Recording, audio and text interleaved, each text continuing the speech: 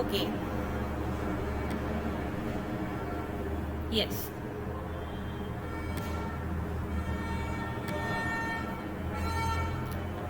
चलिए, सभी बच्चों को मेरी आवाज सुनाई दे रही है? ऑडियो वीडियो दिख रहा है? Yes ma'am. चलो, आज का टॉपिक हम लोग थोड़ा लेट हो गए हैं, पर हम लोग स्टार्ट करते हैं कि आज जो हमने आपके लिए शेड्यूल किया था वो था माइक्रोस्पोरोजेनेसिस। जैसा कि मैं आप लोग को टैक्सोनॉमी पढ़ा रही थी और उसमें मैंने आपको फ्लावर के सारे पार्ट्स बताए थे, तो आप लोग थोड़ा सा इसको रिमाइंड कर लीजिए एक बार कि देखिए, फ्लावर के अंदर जो मेल पार्ट होता है वो एंड्रोशियम होता है ना, और जो मेल रिप्रोडक्टिव पार्ट है उसमें क्या बनते हैं? पॉलन ग्रेन्स बनते हैं। ठीक है, तो ये मेल रिप्रोडक्शन के पार्ट से यानी कि एंड्रोशियम, और एंड्रोशियम के अंदर आते हैं स्टैमेल्स। स्टैमेल्स के दो पार्ट्स होते हैं, एंथर्स एंड फिलामेंट। जो एंथर है उसके अंदर पॉलन सैक्स होते हैं जिसके अंदर पॉलेंस रहते हैं। ठीक है, ये आपको डायग्राम में दिख रहा है, ये दिख रहा है। अब यहाँ पर मैं ये भी आपको बता चुकी हूँ कि जो एंथर्स है उसका फिलामेंट के साथ जो अटैचमेंट होता है उसके अकॉर्डिंग हम लोग उनको कई तरीके का बोल सकते हैं, बेसिफिक्स, डॉर्सिफिक्स, वर्सटाइल, है ना। ये सारी मैं आपको बता चुकी हूँ, तो ये मैंने आपको एक बार रिवाइज करा। अब जो ये आपको दिखाई दे रहा है डायग्राम, इसमें आप देखिए ये पॉलन सैक्स के अंदर बहुत सारे पॉलन ग्रेन्स भरे हुए हैं, है ना, और ये डहीस्ड एंथर आपको दिखाई दे रहा है जिसमें कि ये सारे पॉलन ग्रेन्स भरे हुए हैं। जब इसकी वॉल रप्चर होती है तो ये सारे पॉलन ग्रेन्स बाहर आ जाते हैं। अब हम आते हैं कि डेवलपमेंट ऑफ माइक्रोस्पोरेंजियम कैसे होता है। तो डेवलपमेंट के पहले सारे के सारे जो सेल्स हैं वो यूनिफॉर्म होते हैं, एक जैसे होते हैं। फिर ये देखिए, ए जो डायग्राम है, बी डायग्राम में आपको दिखाई दे रहा है, इसके कुछ सेल्स एक्टिवेटेड हो जाते हैं। किसके लिए? रिप्रोडक्शन के लिए। रिप्रोडक्शन पर्पज में क्या होगा यहाँ पर, क्योंकि ये माइक्रोस्पोरेंजियम का डेवलपमेंट हो रहा है तो इसमें माइक्रोस्पोर्स बनेंगे ऑब्वियसली, और microspores are the pollen grains of any flower. तो अब आप देख रहे हैं कि अ ग्रुप ऑफ सेल्स जो है यहाँ पर एक्टिवेटेड हो गया है। ये आप देख रहे हैं डी में और एक्टिवेटेड सेल्स आपको दिखाई दे रही है। ये सेल्स बाकी सारी सेल्स से थोड़ी डिस्टिंक्ट आपको दिखाई दे रही है। इसमें कई तरीके के डिविजन्स होते हैं, पेरिक्लाइनल, एंटीक्लाइनल डिविजन्स होते हैं, और उसके बाद ये पॉलन सैक में बहुत सारे पॉलेंस का फॉर्मेशन होता है। इसको हम इस तरीके से पढ़ते हैं। Initially, the young anther is homogeneous mass of meristematic cells below epidermis. Epidermis के नीचे की जो सेल्स हैं वो सारी मेरिस्टेमेटिक सेल्स होती हैं। वो होमोजीनस माने एक समान होती हैं सारी sales. On the four corners of a group of hypodermal cells became distinguished because of their large size, dense cytoplasm and prominent nuclei. उसके चार कॉर्नर्स पर, चार जगह पर आप ये देखेंगे कि कुछ में एक सेल होती है, कुछ में ग्रुप ऑफ सेल्स होता है। जो हाइपोडर्मल सेल्स हैं यानी कि एपिडर्मिस के नीचे वाली जो सेल्स हैं उनमें कुछ सेल्स में क्या होगा, उनका साइज बड़ा हो जाएगा, साइटोप्लाज्म थोड़ा डेंस हो जाएगा, और जो उनका न्यूक्लियस होगा वो प्रोमिनेंटली दिखाई देने लगेगा। दीज में very in number in different taxa. अलग अलग प्लांट्स में ये अलग अलग हो सकता है। किसी में हो सकता है एक सिंगल सेल ही पूरा माइक्रोस्पोरेंजियम का डेवलपमेंट करे, कुछ में 2 सेल्स हो सकती हैं, कुछ में 4 हो सकती हैं। यानी कि ये नंबर ऑफ सेल्स जो है वेरी कर सकते हैं अलग अलग प्लांट्स के according. This group of cells is known as archesporial cells. जो सेल्स इस तरह एक्टिवेटेड होती हैं और माइक्रोस्पोरेंजियम का डेवलपमेंट करती हैं उनको हम कहते हैं आर्कीस्पोरियल sales. These archisporial cells divide periclinally, result in primary parietal cells and primary sporogenous cells। ये देखिए, मैंने नेक्स्ट पेज पे ये डायग्राम दिया हुआ है। जो पेरिक्लाइनल डिविजन्स होते हैं, ये देखिए फर्स्ट वाला, ये जो पेरिक्लाइनल डिविजन्स होते हैं ये पेरीफेरी के पैरेलल होते हैं और इस तरीके से राउंड इन शेप होते हैं। ये देखिए फर्स्ट और सेकंड वाले में आप देखिए कि ये राउंड डिविजन्स होते हैं, जो मैंने रेड कलर से ड्रॉ किया हुआ है ये पेरिक्लाइनल डिविजन्स हैं, यानी कि पेरिफेरी के पैरेलल ही कट ऑफ करते हैं सेल्स। ठीक, ये पेरिक्लाइनल डिविजन्स होते हैं और एंटीक्लाइनल होता है उसके रेडियस के अकॉर्डिंग, यानी पेरिफेरी के पैरेलल नहीं होते, वो उसके परपेंडिकुलर्स होते हैं। तो ये एंटीक्लाइनल डिविजन्स होते हैं। तो जो पेरिक्लाइनल डिविजन्स हैं वो क्या डिवाइड करते हैं, बाहर वाली जो लेयर है प्राइमरी पेराइटल सेल और अंदर की तरफ प्राइमरी स्पोरोजीनस सेल्स को कट ऑफ करते हैं। The primary parietal cells undergo repeated periclinal and anticlinal divisions to form 3 to 5 concentric rings. इसमें क्या होता है कि जो पेरिफेरी की तरफ से ये राउंड सेल्स कट ऑफ हो रही है, ये इसको 3-4 लेयर की जरूरत होती है। तो 3-4 बार ये पेरिक्लाइनल और एंटीक्लाइनल डिविजन्स होते हैं, 3 to 5 कंसेंट्रिक रिंग्स बनाते हैं। बच्चों कंसेंट्रिक रिंग्स आप लोग समझते हैं ना, जिसका सेंटर एक पर्टिकुलर पॉइंट हो और वो एक दूसरे के पैरेलल ही कट ऑफ हो रही हो, तो उसको हम कहेंगे कॉन्सेंट्रिक रिंग्स। मैं थोड़ा सा ये देखूं,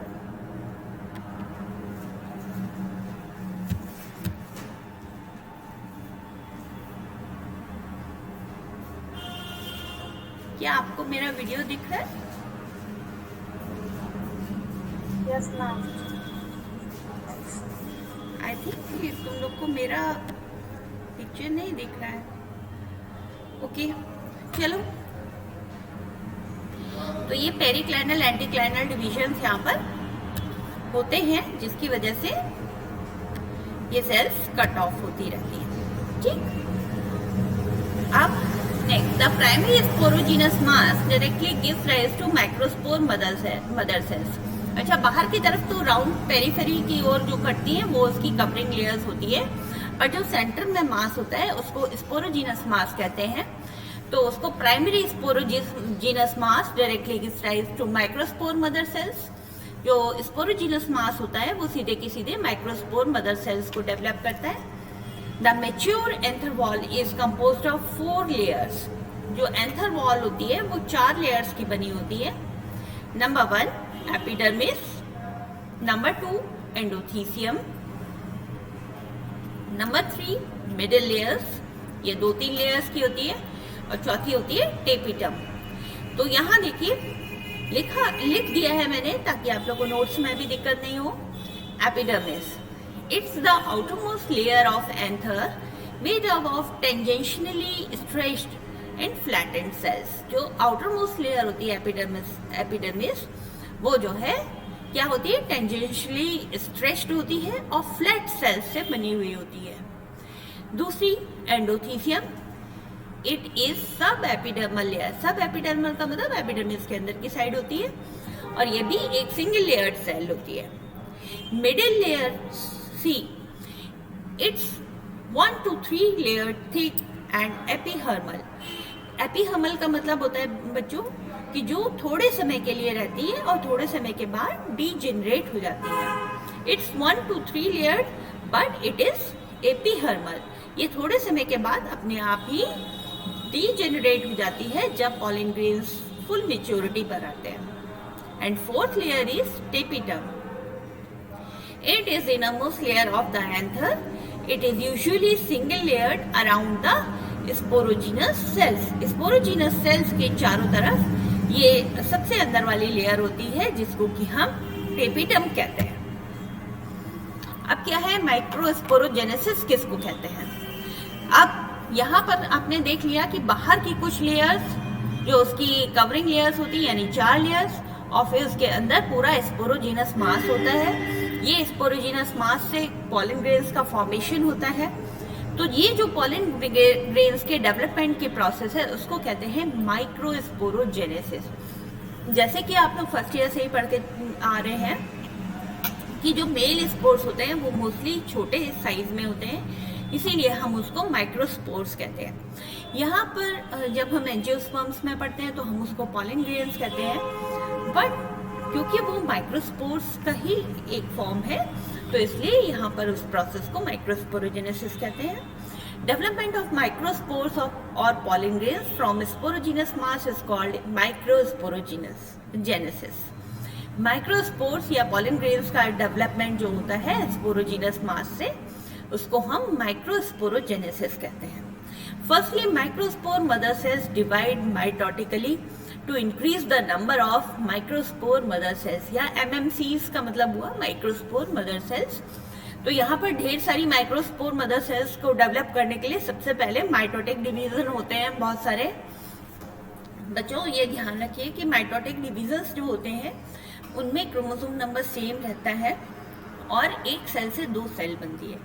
तो माइटोटिक डिवीजन्स होते हैं पहले, और and finally they divide meiotically to develop haploid pollens.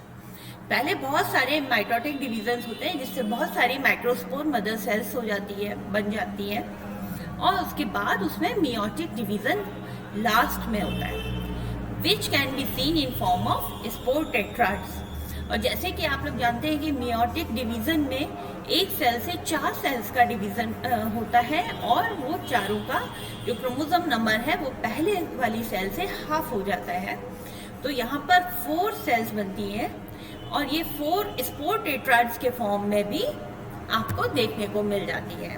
ये देखिए, फर्स्ट में आप देख रहे हैं, आप जानते हैं ना मियोसिस 2 फेजेस में होता है, मियोसिस 1 एंड मियोसिस 2। तो पहले 1 से 2 होगी और फिर 2 से 4 सेल्स बनेगी, यानी कि उसका फेज 1 एंड फेज 2 होने के बाद ये 4 पॉलन ग्रेन्स बनते हैं, जो कि 4 क्या होते हैं, हैप्लॉइड होते हैं। ठीक है, पॉलन ग्रेन का जो स्ट्रक्चर है वो कुछ इस तरीके से होता है। यहाँ पर आप देख रहे हैं, आपको 2 न्यूक्लियस दिखाई दे रहे हैं, एक ट्यूब सेल न्यूक्लियस और एक जेनरेटिव न्यूक्लियस। सबसे पहले, अब ये हैप्लॉइड तो था ही, हैप्लॉइड होने के बाद इसमें एक डिवीजन होता है, माइटोटिक डिवीजन होता है, इससे 2 सेल्स बनती हैं। पहला एक ट्यूब न्यूक्लियस बनता है और एक यानी कि वेजिटेटिव न्यूक्लियस, और दूसरा जेनरेटिव न्यूक्लियस। यहाँ पर 2 न्यूक्लियस बन जाते हैं इसके। ये आप देख रहे हैं, ये अपर्चर्स दिखाई दे रहे हैं, जहाँ से अपर्चर से पॉलन ट्यूब निकलती है। यहाँ पर इसकी 2 लेयर्स आपको दिखाई दे रही है, exine and intine. Pollen grain has 2 layers. Outer layer is exine and inner layer is intine. The exine is composed of sporopollenin. Sporopollenin नामक कंपाउंड की ये बनी होती है। Later on, exine again can be divided into 2 layers, sexine and nexine. The exine is completely absent in aperture region. जहाँ पर aperture होता है वहाँ पर एक्साइन एकदम नहीं होती है। ये देखिए, ये जो पॉलन ग्रेन है, पॉलन ग्रेन में सबसे पहले कि क्योंकि हैप्लॉइड है, इसमें 2 न्यूक्लियस बन रहे हैं, एक वेजिटेटिव और एक जेनरेटिव। ये माइटोटिक डिवीजन के थ्रू बनते हैं।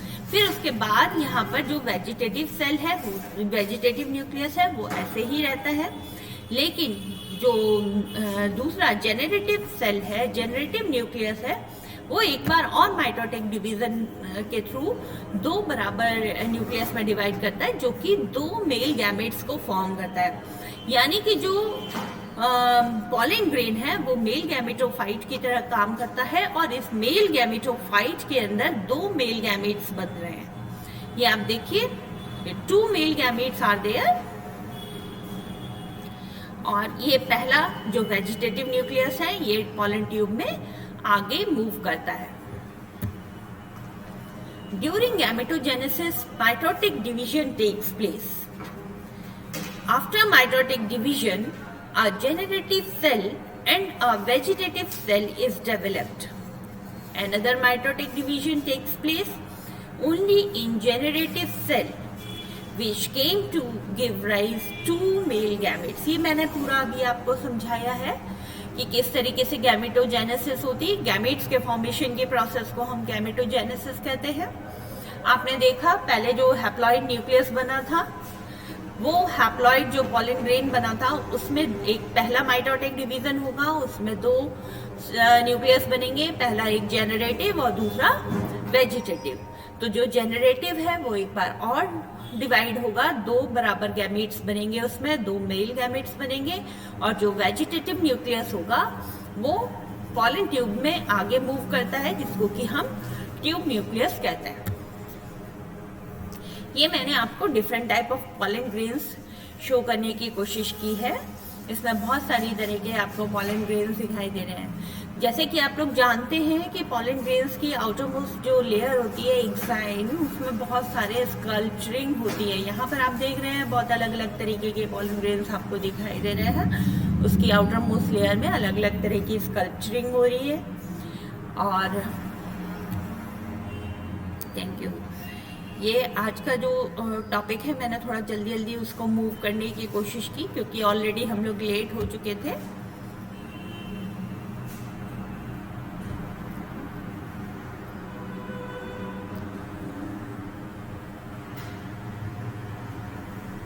यस बच्चों, आप लोग जरा सा बाहर आइए, अपना कैमरा ऑन करिए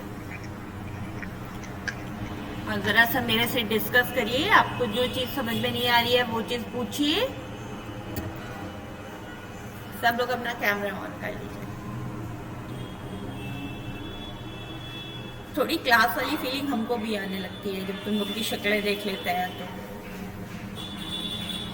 लग रहा है हमारे बच्चों को ज्यादा सर्दी लग रही है, सब टोपा मोजा सब पहन के बैठे हैं।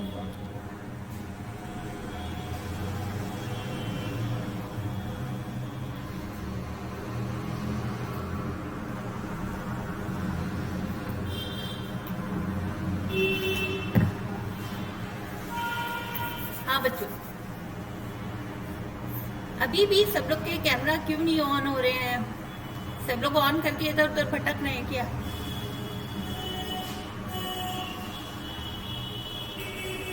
अब मैं आप लोग की अटेंडेंस ले लेती हूँ पहले।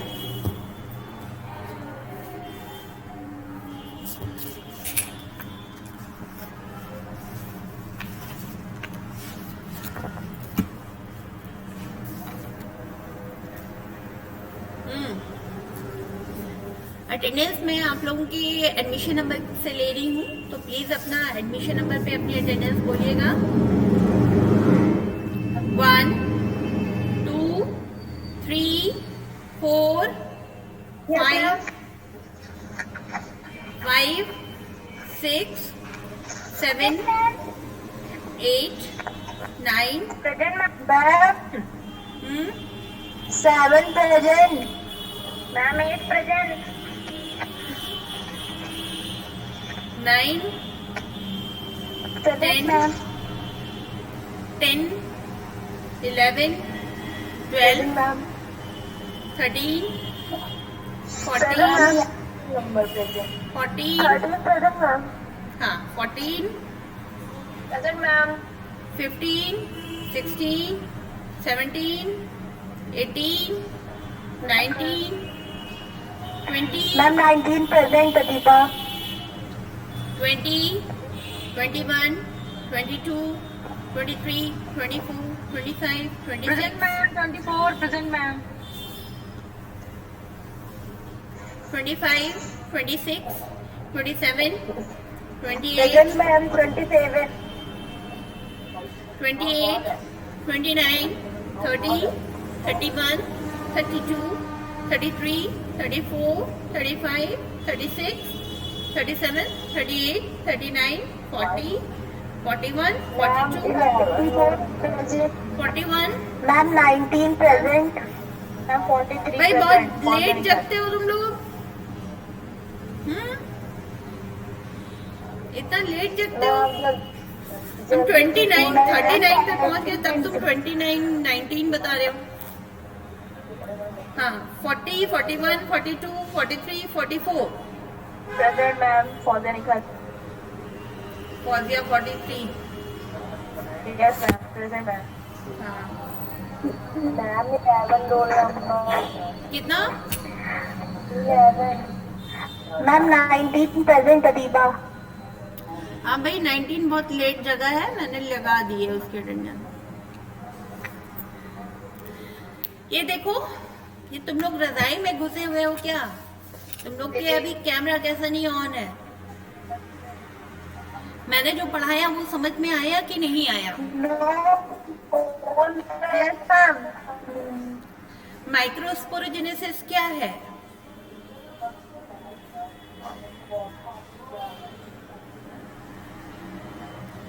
एक मेल गैमेटोफाइट में कितने गैमीट्स डेवलप होते हैं? जल्दी बताओ फटाफट। 4। मारेंगे शालू। एक मेल गैमेटोफाइट में 2 गैमीट्स डेवलप हुए हैं। देखो जरा, शालू जैसी बच्ची बताएगी 4, तो फिर बाकी सब क्या बताएंगे? जो एक पॉलिन ग्रेन है उसको मेल गैमेटोफाइट कहते हैं। Pollen grain is the male gametophyte. उसमें 2 न्यूक्लियस डिवाइड होते हैं, एक जेनरेटिव न्यूक्लियस और एक वेजिटेटिव न्यूक्लियस, है ना। माइटोटिक डिवीजन से 2 न्यूक्लियस बने, समझ गए।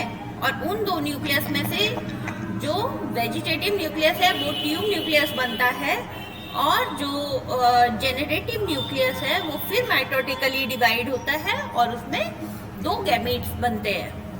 ये बेटा देखना लास्ट वाले डायग्राम में, अभी मैं रिकॉर्डिंग को अपलोड कर दूंगी यूट्यूब पे, आप लोग फिर से देखना और फिर से समझना, और फिर कोई प्रॉब्लम आए तो मेरे को बताना।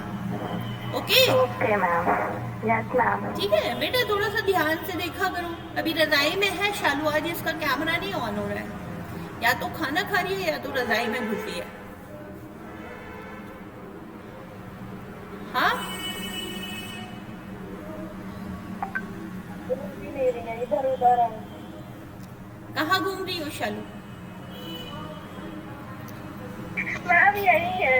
नहीं, हमें तुम्हारी शक्ल देखनी, जरा शक्ल दिखाओ। प्रेमिका की भी शक्ल नहीं दिख रही है, जुहा की भी शक्ल नहीं दिख रही है। दिखाओ भाई, सारे लोग शक्ल दिखाओ।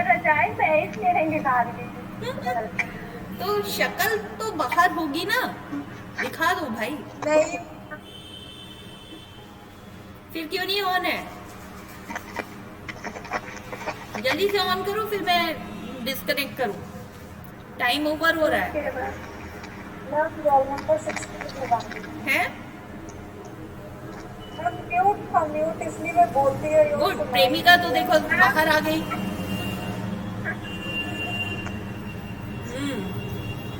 शालू की शक्ल नहीं दिख रही है आज, शालू की शक्ल देख के ही बनता है। हाँ तो दिखाओ भाई। गुड।